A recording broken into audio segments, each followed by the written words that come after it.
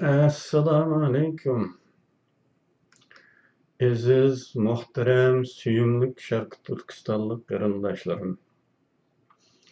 Hammanglarga Allohning go'zal salomlari bo'lsin. Hammanglarni qilayotgan buyuk ishlaringlarda muvaffaq bo'lsin. Bu suhbatga xush keldinglar. Suhbatning mavzusi yolg'onchilikning darajalari. Faqat mavzu shu, oxirida bir necha savolga javob berimi qo'shimcha qilib. Bu yolg'onchilik to'g'risida gap qilib qilishimiz balkim ba'zilaringlarga ajoyib tuyulishi mumkin, g'alatilik tuyulishi mumkin. Buning keragi bor. Yolg'onchilikning darajalari qanday ayriladi deb so'rasam, balkim ko'ngilingizga cho'ng yolg'onchi, kichik yolg'onchi, mashhur yolg'onchi, bek usta yolg'onchi degan shunday bir turlar ketishi mumkin. Topolmadinglar. Yolg'onchilar ikki turli bo'ladi. Deganlarimni hayotga tatbiqlab o'ylab baxsanglar, rasmi yo'q hukm qila olasizlar. Biri paskina yolg'onchi, biri pokiz yolg'onchi. Bu sizlarga balkim latifadek kelayotgan bo'lishi mumkin, yumordek. Ammo hayot shunday yumorlarga to'lgan qarindoshlar. Bu qanday ayriladi? Alayidliklar qanday? Agar biri yolg'on so'zlabla bir tarafdan yolg'onning ko'tachilik qiladigan, doimlar rasvolashib turadigan bo'lsa, bundaqlari paskina yolg'onchi deyiladi. Ba'zilar bor. Yolg'on so'zlasa uzun yillar bo'yicha yolg'onning meziji bo'lmay muhtaram janob bo'lib ketaveradigan. Hatto ba'zilarning bir umrimiz sira ichilmay qoladigan. Mana bundaqlari pokiz yolg'onchi deyiladi. Vatandagi chaqlarimda do'st-yorlarning ichida mana shunday ayirish usulimiz bo'ladi. Endi bu ayirish metodimiz sizlarga ma'lum bo'ldi. Bu esinglarda bo'lsin. Buni bilib oldinglar.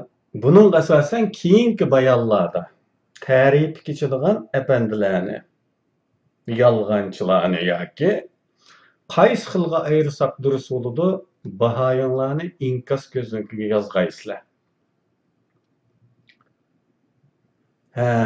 Endi bu bir mizon belgilab olgandan keyin endi resmiy gapimizga kelamiz. Xalqimiz tarafidan keyingi chog'larda avtonomiyachilar deb sharaflantirilayotgan to'ptikilar, maoshliq inqilobchilar, faoliyat rasxati bo'lgan da'vochilar, biz mustaqillik deymiz deyishganlarda nurg'un kishilarimiz bunga ishonib qolyotdi. Amaliyat qanday? Qarindoshlar, unchalar sada bo'lmanglar. Bu janoblar faqat Sharq Turkiston xalqini aldash uchun Sharq Turkiston deyotdi.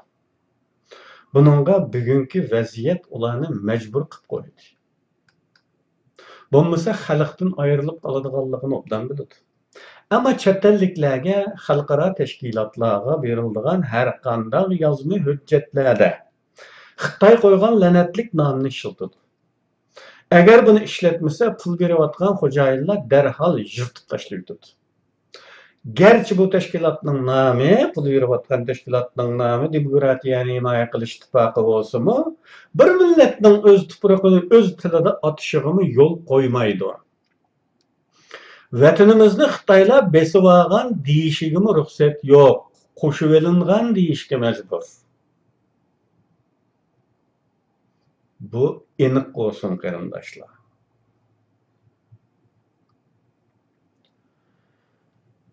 Mustaqillikni eg'izg'ini ololmaydi. Faqat o'z xalqini aldash uchun boshqa so'z qiladi. Shunda turib bu tashkilotlar va mashhur da'vo kataboshları davomli turda xalqqa yolg'on so'zlab, aldamchilik qilib kelishmoqda. Xalqimiz xuddi namoz bilan ro'zani ko'tarib berayotgandek, tarixdan bugungacha da'voni ashundaq bir qancha odamga ishidek ko'tarib berayotgandek shu bir necha odamga ko'tarib berayotgandek muomala bo'lib surishtisini qilmay kelgachga ular xalqqa hisob berish majburiyati his qilmaydiganga ko'nib ketdi. Bugun xalqimiz uyg'ondi deyilyapti. Ammo bu rost bo'lsa, bulardan ochiq oshkora bo'lish, rostchilik bilan xalqqa hisob berish talab qilinyaptimi? Yo'q. Bularning qilmishlari bir-birlab oshkoralanib, xalqi olam oldida rasvoizm bo'layotgan bo'lishiga qaramay, yana bir muncha tashkilotlar ularning ittifoqchisi, nurg'un sharq turkistonliklar ularning tarafdori bo'lishni davom qilishmoqda. İttifaqdaşlıq o'rnatgan tashkilotlar bu qilmishlarni birlashish, birliksa, büyük birlik degandek ulug'vor nomlar bilan atayotdi. Bu bir xil tutakbarda bo'lib, eziqtirish, aldamchilik xarakteriga ega. Birlashish degan so'zning jazibadorligi, ammo uning bir pardadan iborat ekanligi haqida ko'p so'zlab ketdim qarindoshlar. Birlashish degan qarindoshlar orasidagi majrolar adovatlarni tugatib, ittifoqlashishga qaratilgan bo'lib, bu birlashishning obyektlari dushmanlar emas. Avtonomiyachilar aniqla Xitoy g'alchiligini qilishmoqda. Ular bilanmi birlashish kerakmi? Undaqda qo'qi bilan vulmuq ag'irlashib ketish vaziyati kelib chiqadi qanday? U holda aslida hurmatga sazovor bo'lib kelayotgan ba'zi tashkilotlarning avtonomiyachilar bilan bo'lgan ittifoqdoshligini nima deb tushunish kerak? Gap shu yerdaki, ularni shu g'oyaga, ya'ni avtonomiyaga rozi bo'lgan kishilardan mutashakkil qurilmalardir. Undaq emas degichilar bo'lsa, maydonga chiqib, qarashlarini dadil qo'yib boqsin.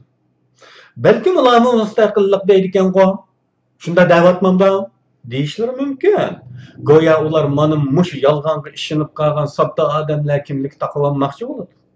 Ma'sumligiga buni dalil qilishlari mumkin.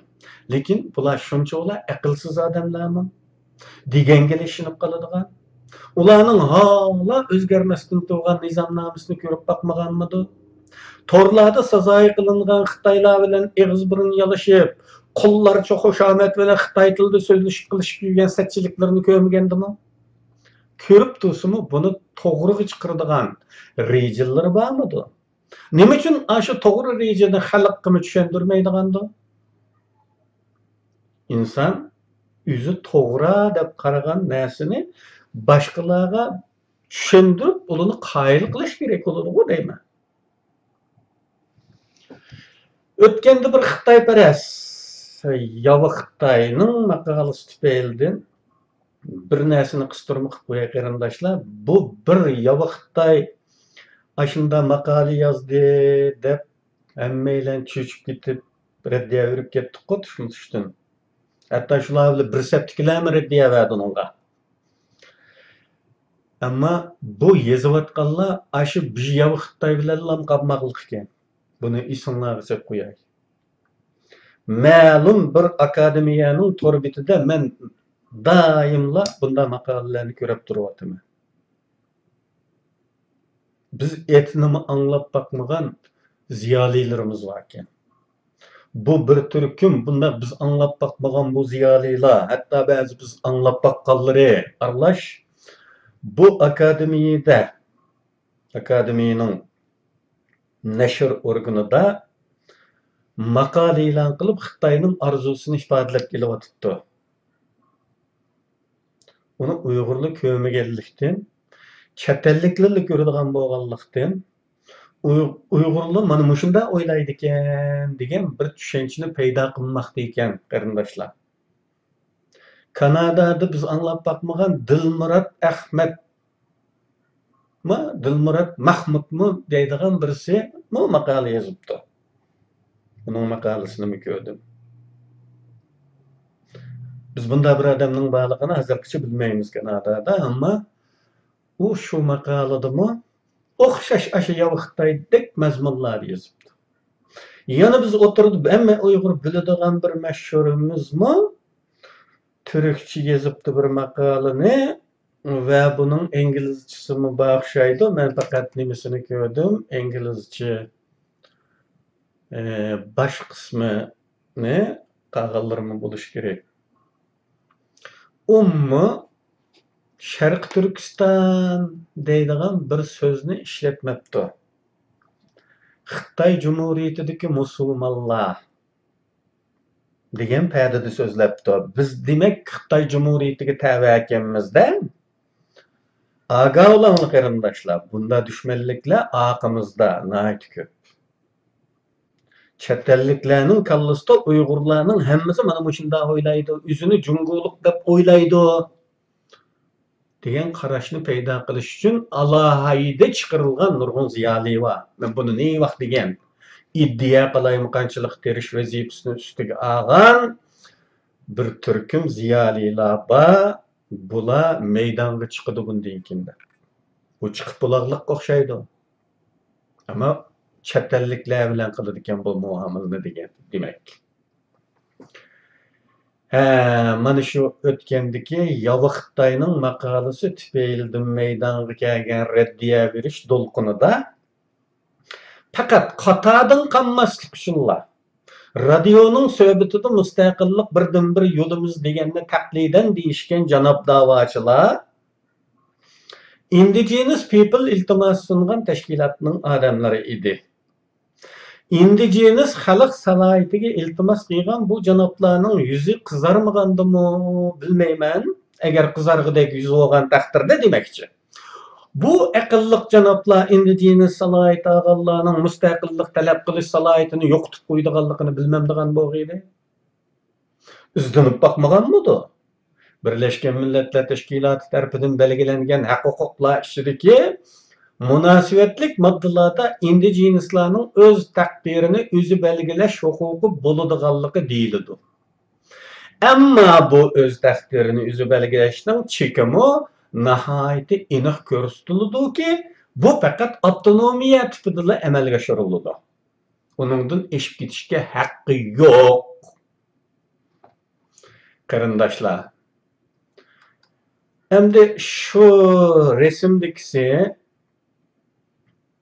Article 4 4. madda Birleşken Milletler Teşkilatı'nın indigenuslar hakkındaki belgilemesi, hak hukukları hakkındaki 4. madda. Bunu videonu to'xtatib qo'yib o'qib ko'ranglar o'zinglar qarindoshlar. 46. maddenin 1. tarmaqı. Bunu mu to'xtatib qo'yib o'zinglar o'qinglar. Meni hikoya o'qiyotdi deb o'ylab qolmanglar. Mana shu. Agar bu janoblar bularni qatar qilib o'qib ko'rmaylar, bu ishga bel bog'lagan bo'lsa, ularga boshqa salohiyat bichishga to'g'ri keladi. O'qib baqqan va buni bilib turib qilayotgan bo'lsa, yana bir xil salohiyat bichishga to'g'ri keladi. Endi ularning salohiyati haqida izlanib baqaylik. Agar ular indigenuslarning mustaqillik talab qilish salohiyatini yo'qotib qo'ydiganligini bilmasdan faqat pul berganlar shuni talab qildi debli bu iltimosni qilgan bo'lsa, bu da'vochilarning aqliy safasi, siyosiy safasi to'liq gumonliq bo'lgan bo'ladi. U holda ular Sharq Turkiston xalqiga, Uyg'ur xalqiga vakillik qilolmaydiganligini isbotlagan bo'ladi. Hatta aqliy normalligini gumon qo'zg'ayotgan bir vaziyatga tushidiki, u holda o'zigini vakillik qilolmaydi. Chunki bu qadar mas'uliyatsizlik bilan, bu qadar tomtoqlik bilan, bu qadar go'mushlik bilan ish qiladigan odamlar qanday bir davlatga, bir millatga vakillik qila olsin? Agar bundaqlarga bundaq vakillik salohiyati berishga rozi bo'lgan taqdirda bundaq bir xalqmi bek kulkulik alga tushib qolgan bo'ladi. Kollektiv talvilashgan, kollektiv aqlini yo'qotgan bo'ladi.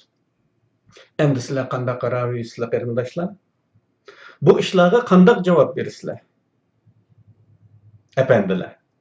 Bularni o'ylashinglar to'g'ri keladi. Ikkinchi turda, agar ular indigenuslarning mustaqillik talab qilish huquqini yo'qotib qo'ydiganligini biladigan va bilib turib mush talabni qilgan desak, u chaqda maydonga nima chiqadi? Uchuq oshkora sotqinlik. Demak, ular biladi. Bilib turib bizga avtonomiya qozonmoqchi, Xitoy allaqachon berib bo'lganligini desalar, daftar yepiladigan turdagi hisobchot. Xo'sh, ular buni xalqimizga foydali bo'ladi deb tanlagan bo'lsin. Ba'zi odamlarning tanlashlari har xil bo'lishi mumkin va bu tanlashlar hamon o'zi uchun to'g'ri bo'lg'achqa shunday tanlagan bo'ladi desak, nima uchun ular o'zlari to'g'ri deb bilgan bu tanlashni xalqqa tushuntirib, xalqni qoyil qilish, xalqni rozi qilish yo'lini tutmay buni yushudi? Bundan cevap veriş gerek. Nima uchun allaqachon indigenuslikka rozi bo'lish bilan mustaqillikdan voz kechgan turg'uliq yana har yerda aldamchilik bilan biz mustaqillik deymiz deyishidi? Xalqning hisob so'rash kerak bo'lgan taraf mana bu. Nima uchun yolg'onchilik qiladi? Bunga javob berishlari kerak. Yoki erkakchi tanlashlarini aqlasin. Uning to'g'ri tanlash ekanligiga xalqni ishondiysan. Endi ular allaqachon yuttirib qo'ygan nupuzlarni qayta qazanish tirishchanligida chiqmagan, do'ng tushmagan, o'y qolmayotganday qiladi. O'quvchilarga o'qish yordam puli taqitamish. Tarafdorlar taqilib ketib boradi-da. Tarafdor ko'paytirishning bir yo'li. Yıllardır Amerika'daki ma'lum yardım maaş ve başka rasatlar için pul elevatkan turib, yana xalqqa dastan içip to'xtamay pul yig'ib kelayotganlarning bir dilli o'quvchilar o'qish yordam pul taqatmoqchi bo'lishi kishini ajablantiradi. Yillardan beri yodiga kelmay qolgan bo'g'imidi? Yoki yillardan yeganlarini chiqarmoqchi bo'layotganligandi? Nayta tabiiyki Demokratiya himoya qilish ittifoqi ularning bu projekti uchun pul vermaydi. Pul nereden keladi? Ularning nupuzini saqlab qolishning foydasi kimga bo'lsa shulardan kelishi cho'qim.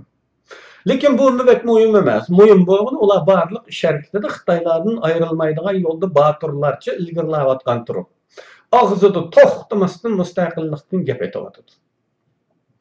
O'zlarining tanlashlarini to'g'ri deb ishongan bo'lsa, nima uchun bu to'g'riga bizni ishontirish uchun tirishmaydi-da, buni yo'shirdi? Yo'shirgandan qaraganda ular tanlashlarining xato ekanligini, tanlashlarining sotqinlik ekanligini, munofiqlik ekanligini nayta obdan bilib turadi. Shundaq bo'lg'achqa tanlashlarini oshkora jakalayolmaydi.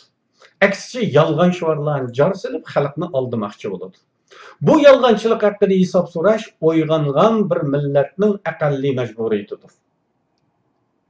Bo'libmi biz uchun qozonmoqchi bo'lgan indigenuslik salohiyatini rad qiladigan bo'lsak, bu haqda arz qilish yo'llarini izlashimiz, buni xalqning vakili salohiyatiga o'rinib olgan, ammo xalq tarafidan hech qachon e'tirof qilinmagan bir to'pning o'z orzusini tengishi, xalq nomini suiiste'mol qilish kerakligini bildirib, bu xatoni tuzatish yo'lida jiddiy harakat qilish kerak. Qarindoshlar, asosiy tema shu yergacha. Endi bir qancha savol bor edi. Bu savollarning bir muncha allaqachon javob berilgan savollar ekan. Shuni kitoblarni, videolarni qayta ko'rishga tavsiya qilish bo'yicha qilaman. Pokistonning hali kinosidagi Hamitboyevchining o'qidim, bitdi.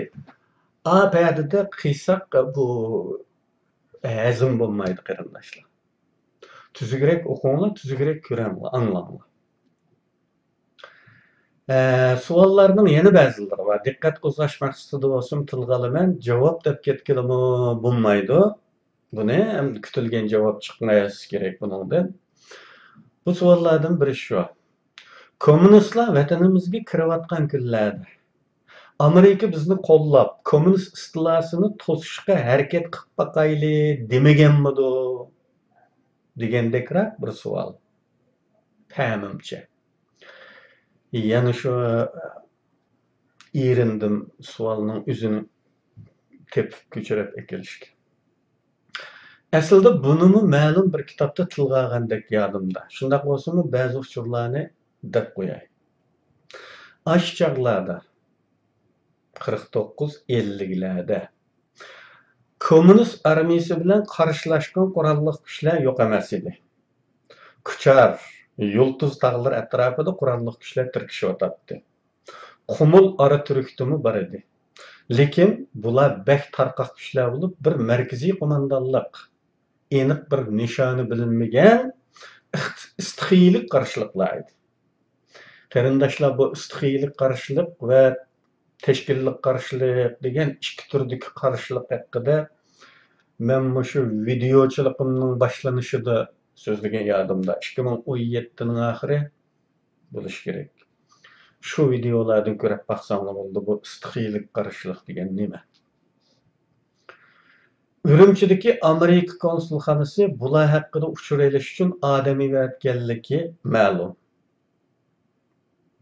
Bu keyingi Xitoy manbalarida tilga olingan, hatto chet el manbalarida tilga olingan. Balkim ularning bekmi ibtidoiy shakldagi tashkilsiz qarshilikni qo'llashga arzimaydi ekan deb qaragan bo'lishi mumkin. Chunki bundaq tarqoq kuchlar, kichik guruhlar bir davlatning qo'llashiga arzimaydi. Uningda muqim va muntazam bir tashkiliy qurilma bo'lmaganligi uchun bir atamanning boshchiligida bo'layotgan bir ish, unda ishlarni qo'llasa davlat rasvo bo'ladi. Keyin yana qarshilik qilayotgan Osmon Boturg'imi ziyoratga borgan. Pamimcha MacArthur Douglas borgan bo'lishi mumkin. Qarshiliklar ichida Osmon Boturning qarshiligi bir qadar muntazam. Markazlashgan rahbarlik ostida bo'lg'achqa Osmon Boturga bir ratsiya apparati bergan va xeli ko'p oltin berib ketgan. Bu voqea Iso Yusufning aslamasida alam bilan tilga olindi. Alam va afsuslik bilan tilga olindi. Amerikaliklardan qattiq ranjidi bu Iso efendi. Yani Osman Batur'ga Rossiya berdi, oltin berdi. Bizga shunchalik yordam qilmaydi shaklida. Qaqshaydi. Ko'ringan uki, yordam beruvchilarmi taslimchi pispaslarni yordam berishning ob'ekti deb qaramaydi. Nimasiga yordam qilish kerak? Baribir ayrilmaydigan bo'lgandikin yordam bermasimi birlikda qilaverdi emasmi? Yordamning keragi yo'q-ki ularga. Shundaymi ya? Mantiqi bu. Agar Sharq Turkiston Jumhuriyati hukumati Ahmadjon Qosimiyning boshchiligidagi hay'at tarafidan qo'l qo'yilgan tarixiy sharmandalik 11 bitim bilan billa amaldan qolmagan bo'lsa, 1946 yil avgustda Ahmadjon Qosimiy Jumhuriyat hukumatining taqib etilganligini jakolab, o'lkulik hukumatni qabul qilmagan bo'lsa, Amerika bundaq bir mukammal qurilmaga ega hukumatni va qurolli kuch bo'lgan milliy armiyani qo'llab qilish ehtimoli nihoyatda yuksak edi. Nihoyat afsuski, tariximizdagi lavchiladigan sonsiz afsusliklarimizning ichidagi eng mashhuri. Dal mana shunday ehtimollikni nazarda tutib, Cumhuriyet hükümetinin beşi Eleyxan Türü g'oyib qilinib, o'rniga qo'yib Sovetparast va Bolshevik Ahmadjon almashtirilgan. Shundaqla 11 bitim bilan bu hukumat vaqtida taqib etilib, Sovet ittifoqi o'zi chiqqanni o'zi adolab, Xitoy kommunistlari uchun yo'lni dag'dam echib qo'ygan.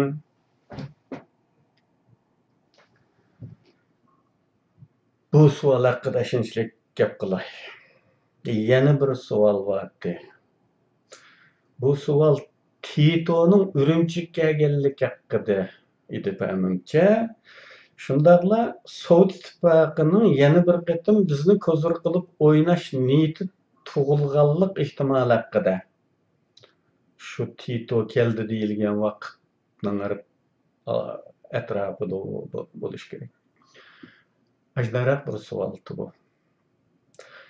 Men Tito'nun Urumchiga kelganligini anglamagan. Hiç bunda iş bo'lmagan go deyman. Ya men unutgandim. Ammo Tito oxirgi umrida Xitoyga kelgan. 80 yoshdan oshgan chog'larda. Onun uchun o'rinlashtirilgan kun tartibda Saddichinga chiqishni belgilab qo'ygan Xitoylar bu qari odamni charchitib o'ltirib qo'yg'il tasqagan va Tito'ning hamrohlari bek ag'ringan bu ishdan. Shu sababdan bu ish yodimda. Ammo Seyfiddin Azizi Yugoslaviyaga ziyoratga borgan. Balkim buni bunda ta'tib uqmagan bo'lishi mumkin bu qarindishimiz. Seyfiddin Azizi Yugoslaviyaga ziyoratga borgan. Bu ziyoratda oldin bekitilmagan kun tartibda bo'lmagan bir ish yuz bergan. Seyfiddin bilan Tito 1 soatmi, 2 soatmi aytavr xeli uzoq yolg'iz suhbatlashgan bo'lib, ne katib, ne tercüman, ne muhafizatçı olmagan halda başma baş kılıngan bu söhbet bekmi köp gumanlarga sebep bo'lgan. Xitoylarmi Ümek qaytib kelgandan keyin Seyfiddinni bek qistab söhbet mazmunini degizishga urinib ekan. Keyin mana shuni asosli cho'ng masala qilib olib Seyfiddinni xatolashtirib, amalidan yiroqlashtirib Bejonga yetkazgan. Andın vatanimizda Seyfiddinni tanqidlash dolqini ko'targan. Bu Seyfiddinni tanqidlash dolqinida yig'inlarda o'qilgan materiallarning ichida mening eng diqqatimni qo'zg'agani Urumchi aeroportini kengaytib yasagan. Men bu qanday bir gunoh bo'ladi bu Urumchi aeroportini kengaytib yasa, uni o'ziga yasab oldimi yoki cho'ng dadasiga yasab berdimi uni? Devletga yasada o'xshashlar. Bu masalaga bek hayron qolgandim shu vaqtda. Endi keyin biroz tushungandek bo'ldim. Bu aeroportni yo'g'initib yasash, ya'ni cho'ng tipdagi bo'yinlarni tushib qo'zg'ala darajada aeroport yasashmi bir strategik hamle hisoblanadi. Yani Seyfiddinning buningdan bir maqsadi var.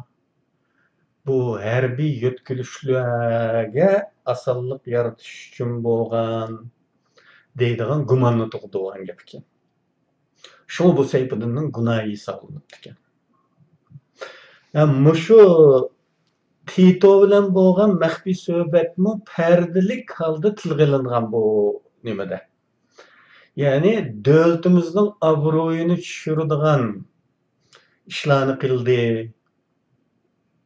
chet el ziyoratida deydigan shaklda. Endi rostilla Sovet ittifoqiga Tito orqali bir mesaj sungan bo'lish ehtimoli nihoyat yuksak. Chunki 76-78 yillar orasidagi nurg'un ishlar buni dalillaydi.